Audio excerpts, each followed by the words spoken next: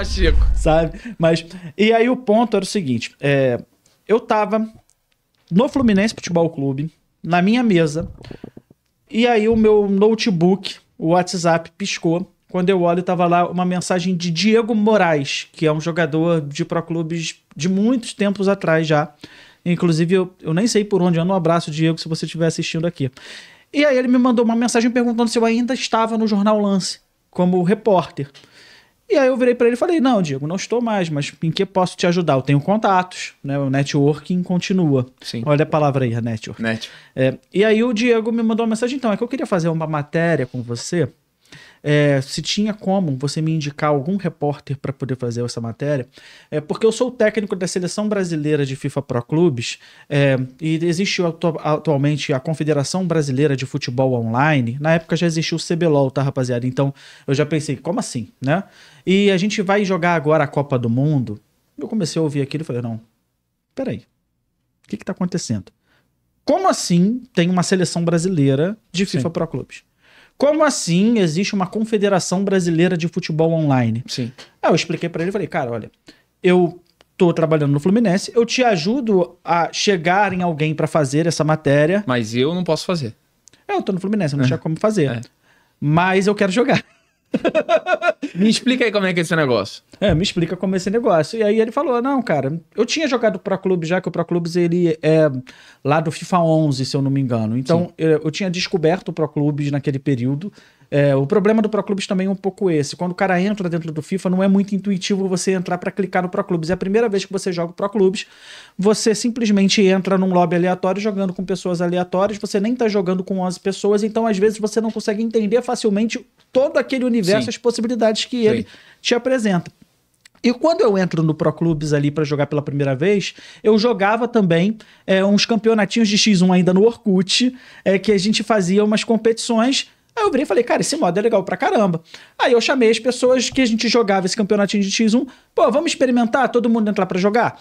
Quando a gente entra pra jogar pela primeira vez, cara, deu 11 pessoas em call, numa época que você não era acostumado a ter call, e era aquele microfone do videogame, né? Então era aquele fonezinho horroroso que a gente usava. Imagina 11 pessoas conectadas, cada um jogando em uma posição. E respeitando a posição.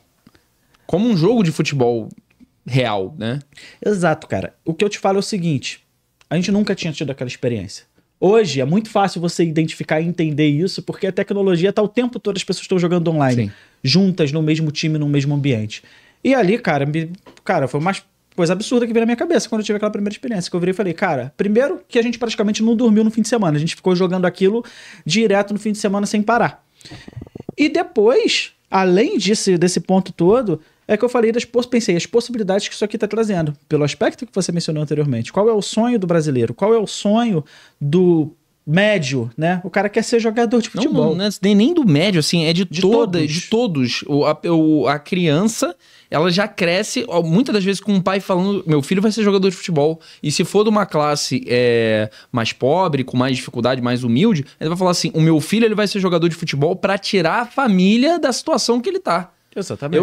Na época que eu lembro que o meu pai, ele me levou várias vezes, eu tava tentando ser jogador de futebol até os 17 anos, me levou pra fazer teste no Fluminense, fazer teste no Vasco. Eu fiz teste em diversos clubes pra tentar ser jogador de futebol.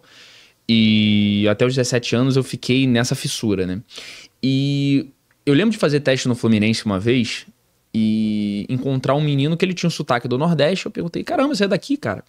Com uns 15 anos ele virou e falou assim, eu me mudei tem 6 meses e os meus pais estão aqui na casa dos meus avós e a gente só tá na espera. Eu, como assim na espera? Ele falou assim, a gente tá colocando todas essas esperanças no fato de eu passar no teste, porque se eu passar no teste vai todo mundo se mudar pra cá pra gente começar a viver aqui no Rio de Janeiro pra acompanhar a minha carreira, ou seja, os pais colocaram uma confiança nele e, de certa forma, uma pressão também, de que eles iam se mudar de estado, iam pro outro lado do Brasil, para apostar que ele passou num primeiro teste num clube de futebol como o Fluminense, obviamente, que é grande, mas que não tem essa segurança de agora você vai se tornar jogador de futebol. Até porque a competição ela é muito cruel. Muito. E é aquilo que você falou antes, é 1%, 2%, 2%. que chegam. Se você for olhar, até quem chega lá, muitas das vezes são jogadores que estão jogando em times de Série C, Série D. Então você tem uma realidade que não permite você sustentar uma família, mas ok, Fluminense com certeza permite. Sim. Mas para isso ele tinha que chegar Plano no de saúde, cenário... da Unimed na época, né? Você tem toda essa questão. Saudade. Mas o cara tem que virar profissional dentro do cenário. E ali era realmente... Mas é isso mesmo, essa é a realidade do brasileiro. É isso que os jogadores... todos os jogadores falam. Eu acompanho muito o NBA também. Então os jogadores da NBA falam, os jogadores profissionais falam. Chegar não é tão difícil. O problema é você se manter. Porque chegar na NBA, que o pessoal fala, chegar na NBA... Muitos brasileiros já chegaram, mas quantos se mantiveram lá por longo tempo? Porra, Leandrinho, Varejão, jogadores, né, que conseguiram ser parte de franquias. E jogadores de futebol, quantos você já ouviu falar que chegaram no Fluminense como super... Ah, esse moleque que vai sair da base, ele vai estourar. Quantos conseguiram jogar profissionalmente? Então você tem essa dificuldade. Tem um caso do Robert, por exemplo, que foi um jogador que era cria da base do Fluminense, que era um prospecto absurdo, e que ele simplesmente se aposentou. Foi até matéria no YouTube. Qual que é o nome daquele... Cartolouco. Né? Cartolouco. Ele virou um vídeo muito bom no Cartolouco. Ele não aguentou a pressão ali do dia a dia, não era uma coisa que ele realmente...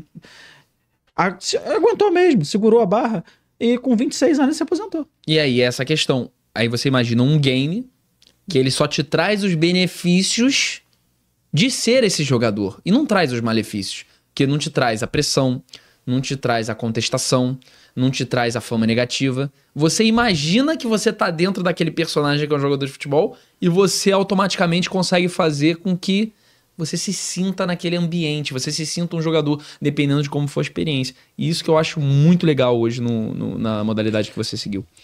É por aí, no aspecto de quando a gente ainda tá tratando o ambiente como lúdico, né? Não como profissional. Porque no cenário de esportes, uma vez que você tá numa competição, você também lida com as frustrações e com as dificuldades, porém a sua barreira de entrada hoje em dia é muito menor. Você não vai lidar com a sua família de região. Claro, se a gente for pensar em outros esportes mais desenvolvidos, por assim dizer, que você tem também uma complexidade menor, porque no Pro Clubes você está trabalhando 11 contra 11, então você tem que juntar 11 pessoas. Imagina os custos que dá para você envolver para hospedar 11 pessoas em São Paulo e garantir todas as partes fundamentais para a vida humana com uma boa qualidade, para que você ainda tenha que atingir uma alta performance. Isso. Então, a partir do momento que você está dentro desse ambiente conectado e você consegue ter uma rotina de treino, nesse aspecto, você, ao fazer essa junção, você está na tua casa. Então você já não tem essa barreira de entrada tão grande de custo, tirando a internet, tirando o equipamento, mas hoje em dia você pode jogar num Xbox ou num PlayStation ou com um PC, mas existem custos variados muito diferentes do que você teria um custo para poder ir para um clube de futebol nesse aspecto como um garoto. Mas só para poder fechar aquele ciclo que eu vinha falando anteriormente, o Diego me manda mensagem, né? Eu joguei com o time, a gente se apaixonou pela modalidade, foi muito legal, só que aí entra na parte da trajetória que eu tinha falado depois, que eu tinha falado antes ali com você, que era, cara, a minha vida no jornalismo, né? Sim. Então eu tive que priorizar naquele momento a reportagem, a assessoria de comunicação no Fluminense. O tempo passou, mudou Play 3 pro Play 4, não era nem Play 4 pro Play 5, mudou Play 3 pro Play 4. Eu não comprei num primeiro momento, e ali realmente não tinha um cenário, não tinha seleção, não tinha confederação, não tinha absolutamente nada disso. E aí quando o Diego me manda aquela mensagem e me explica, eu falo, pô, eu quero jogar.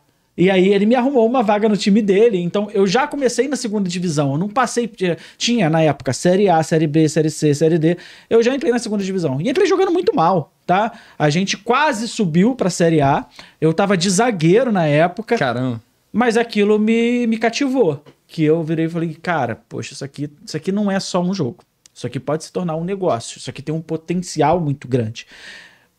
Por isso que a gente tá falando, mexe com sonho, e você tem uma tendência no mundo hoje em dia de crescimento dos esportes. De uma maneira geral, com certeza. A gente vai falar de outros modelos isso ao longo do programa aqui, mas realmente é muito... É muito bizarro, se assim a gente pode dizer, como alguns esportes cresceram tanto, não sendo tanto a paixão do brasileiro de uma maneira geral, e outros como o Pro Clubes, que é esse 11 contra 11, ainda não cresceu com o potencial que tem para crescer. Mas a gente vai... Peraí, não vai embora não. Se você acabou de assistir esse corte, dá o like, comenta, interage aqui com o vídeo para ajudar a gente e dá uma olhada aqui no canal de corte. Se você gostar de outro... acompanha, ver se te interessa ver mais alguma coisa. E claro, o episódio completo desse corte que você acabou de assistir está disponível já no canal oficial do podcast Bússola Profissional. Te espero lá.